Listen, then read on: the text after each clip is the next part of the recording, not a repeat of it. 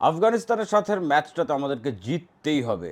At any cost আমাদেরকে জিততে হবে, যদি কিনা আমাদের অল্প কোনো রকম কোনো পসিবিলিটিস টিকে থাকে যে সুপার ফোরে যেতে পারবে কিনা বাংলাদেশ। সেজন্য আমরা নেট রান রেটের ইকুয়েশন থেকে এখন একেবারে বাইরে চলে গেছি, কারণ আফগানিস্তানের নেট রান রেট হচ্ছে +4-এ আছে, সেখানে বাংলাদেশের নেট রান রেট কিন্তু মাইনাসে আছে। সো বাংলাদেশকে এই আফগানিস্তানের সাথে ম্যাচটা জিততেই হবে যদি বাংলাদেশ কোনো রকম কোনো পসিবিলিটি বাঁচিয়ে রাখতে পারে সুপার ফোরে যাওয়ার জন্য। কিন্তু এই ম্যাচটাতে আবুধাবির যে পিচটাতে খেলা হবে, সেই পিচের ফার্স্টে দুইটা ম্যাচ থেকে দেখা গিয়েছে যে বাংলাদেশ কিন্তু সেই অর্থে টি-20-র ইনটেন্ট বা ইম্প্যাক্ট বা টি-20-র যেই ইফেক্টের কথা আমরা বলি, যে টি-20-তে যেরকম অ্যাপ্রোচ হওয়া দরকার, সেই অ্যাপ্রোচে কি বাংলাদেশ খেলতে পারছে বা পেরেছে। নেদারল্যান্ডের সাথে যেই সিরিজটা হয়েছে সেখান থেকে একটা ফেক কনফিডেন্সতে বাংলাদেশ যে পরে ব্যাটিং করার একটা ট্রেডিশন চালু করে দিয়েছিল টস জেতার পরেও, সেইটা কিন্তু আমাদেরকে ভুগিয়েছে শ্রীলঙ্কার ম্যাচে। কারণ আপনি যখন কিনা ফার্স্টে ব্যাট করে একটা বড় টোটাল বা এই চ্যালেঞ্জিং উইকেটে যখন নাকি আপনার হাতে সুযোগ ছিল হংকংয়ের সাথে ম্যাচটাতে, যে আপনি ফার্স্টে ব্যাট করে অন্তত কতটুকু আপনার স্কোর কার্ডে আপনি আপনার ব্যাটাররা উঠাতে পারে, রান কতটুকু উঠতে পারে টিম টোটাল, সেটা দেখার একটা সুযোগ ছিল। সেই সুযোগটা কিন্তু বাংলাদেশের টিমের সবাই সেই হাতছাড়া করেছে, কারণ টিম ম্যানেজমেন্ট এবং ক্যাপ্টেন সবার মিলিত ডিসিশনে থাকে যে টস জিতে আপনি ব্যাট করবেন নাকি ফিল্ডিং করবেন। সেখানে বাংলাদেশ সেই চান্সটা নেয়নি বিধায় শ্রীলঙ্কার ম্যাচে কিন্তু খুব জঘন্যভাবে বাংলাদেশকে সারেন্ডার করতে দেখা গিয়েছে। তবে এই আফগানিস্তানের সাথে ম্যাচটাতে কিন্তু কোনো ইফস অ্যান্ড বাটস নেই। It's a do or die game, it's a must win game for Bangladesh. যদি কিনা 18 তারিখের ম্যাচে শ্রীলঙ্কা আফগানিস্তানকে হারাতে পারে আর বাংলাদেশ যদি আফগানিস্তানকে হারাতে পারে, তাহলে একমাত্র পসিবল বাংলাদেশের জন্য সুপার ফোরে কোয়ালিফাই করার। সো এই ম্যাচে বাংলাদেশের প্লেইং ইলেভেনটা কেমন হতে পারে সেটা নিয়ে কিন্তু আজকের এই আলোচনাটা করছি। আমার চোখে স্ট্রেট ফরওয়ার্ড বাংলাদেশের প্লেইং ইলেভেনে তিনটা চেঞ্জ আসতে যাচ্ছে বা আসবে বলে ধারণা করি। বা যদি টু সাম এক্সটেন্ট আমি যদি বলে থাকি যে কোনো রকম কোনো সেন্স বা কমন সেন্স বাংলাদেশ টিম ম্যানেজমেন্টে কাজ করে থাকে, তাহলে obviously Towhid Hridoy, obviously he is a very good batter বা he is a very good prospect.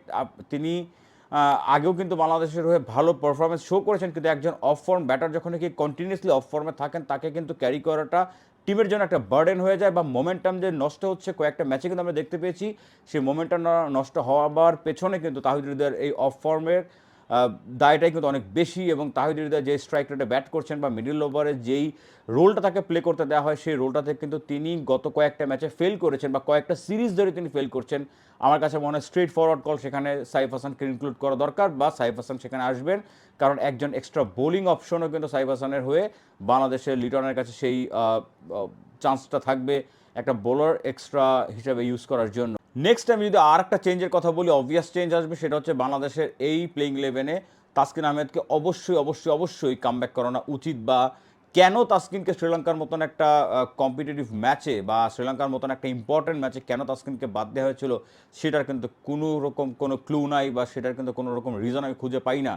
Taskin যিনি কিনা বাংলাদেশের টপ উইকেট টেকার লাস্ট কয়েকটা সিরিজ ধরে দেখা যাচ্ছে, বা to be very precise Taskin কিন্তু লাস্ট 5টা ম্যাচে 14 উইকেট পেয়েছেন। যেই বলারটা নাকি আপনার স্ট্রাইক বলার, যেই বলারটা নাকি আপনার মেইন উইকেট টেকার, তাকে আপনি কেন, কোন কারণে, কোন কম্বিনেশনের কথা মাথায় রেখে বা কী ফরমেশনের কথা মাথায় রেখে আপনি তাকে শ্রীলঙ্কার মতন ইম্পর্টেন্ট ম্যাচে বাদ রাখবেন, সেটা কিন্তু আসলে আমাদের কাছে প্রশ্নবিদ্ধ থেকে যায়। এবং আমার কাছে মনে হয় যে তাসকিনকে আফগানিস্তানের সাথে ম্যাচে ফেরানো হবে।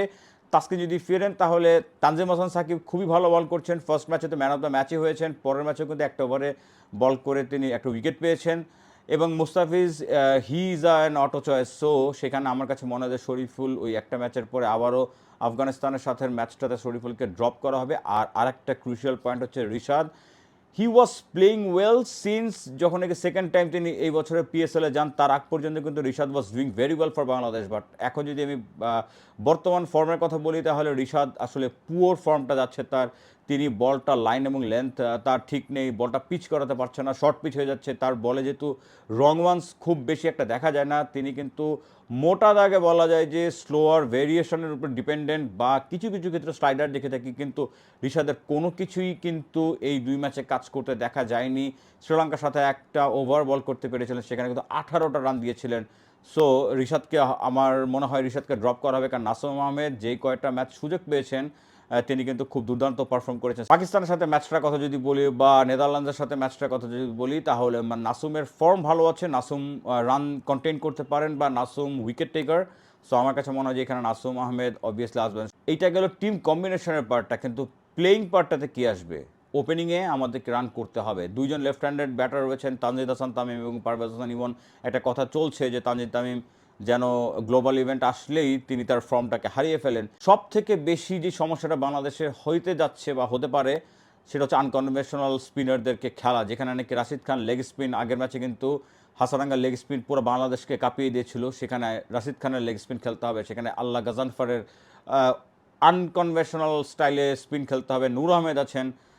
সো এই তিনটে স্পিনারকে খেলার সাথে মোহাম্মদ নবী যদিও তিনি ট্রেডিশনাল স্টাইলে অফ স্পিনার, বাট তারপরও কিন্তু নবী খুব ট্রিকি বলার, কিন্তু বাকি তিনজনকে বাংলাদেশ কিভাবে সামলাবে সেইটার কিন্তু একটা প্রশ্ন থেকেই যাচ্ছে। ম্যাচটা হবে কিন্তু বাংলাদেশের ব্যাটারদের ভার্সেস আফগানিস্তানের স্পিনারদের। বাংলাদেশ যদি ফার্স্টে ব্যাট করে তাহলে বাংলাদেশকে একটা হ্যান্ডসাম অ্যামাউন্ট অফ টোটাল বোর্ডে আনতে হবে, সেটা 160-70 হতে পারে। কারণ বাংলাদেশ যদি এতটুকু রান না করতে পারে বা না তুলতে পারে তাহলে বাংলাদেশে কিন্তু কোনো চান্সেস থাকবেই না জেতার। আফগানিস্তান কিন্তু একটা কম্প্যাক্ট টিম, খুবই দুর্দান্ত খেলছে। সো এই টিমটাকে হারাতে হলে বাংলাদেশের it will be a match for Bangladeshi batters versus Afghanistan bowling. Bangladesh কি পারবে সব কিছু হ্যান্ডেল করে প্রেশারটাকে বা এই যে ডিসঅ্যাপয়েন্টিং পারফরমেন্স থেকে বের হয়ে এসে একটা দুর্দান্ত পারফরমেন্স দিয়ে ম্যাচটা জিততে পারবে? এবং লাস্টলি যারা আমাকে নতুন দেখছেন তাদের কাছে it's a kind request, please make sure to subscribe my YouTube channel and follow my Facebook page. সবাই ভালো থাকবেন, দেখা হবে নেক্সট কোনো ভিডিওতে, ততক্ষণ পর্যন্ত আল্লাহ হাফেজ।